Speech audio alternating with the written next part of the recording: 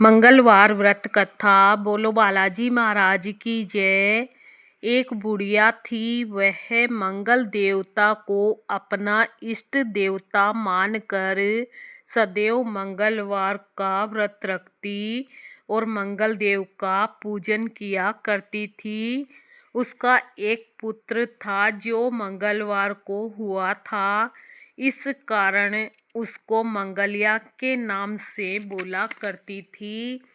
एक दिन मंगल देवता उसकी श्रद्धा को देखने के लिए उसके घर साधु का रूप बनाकर आए और द्वार पर आवाज दी।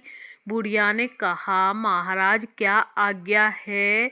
साधु कहने लगा कि बहुत भूख लगी है, भोजन बनाना है, इसके लिए तू थोड़ी सी पृथ्वी दे दे तो तेरा पुण्य होगा। यह सुनकर बुढ़िया ने कहा, महाराज आज मंगलवार की व्रती हूँ, इसलिए मैं चौका नहीं लगा सकती। कहो तो जल का छिड़काव कर दूँ, उस पर भोजन बना लेंगे।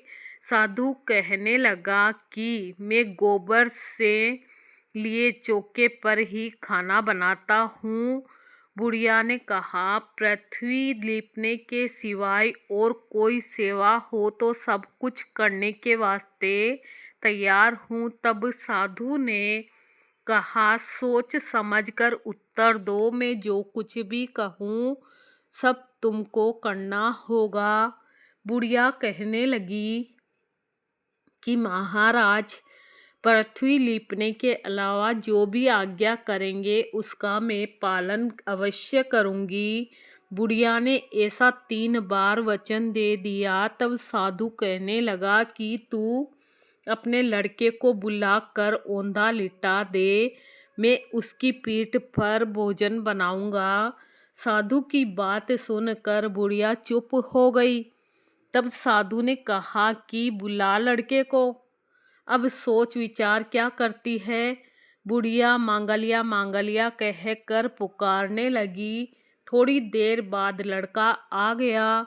बुढ़िया ने कहा, बेटे तुझको बाबाजी बुलाते हैं। लड़के ने बाबाजी से पूछा, क्या आज्ञा है महाराज? बाबाजी ने कहा, जाओ अपनी माताजी को बुला लाओ।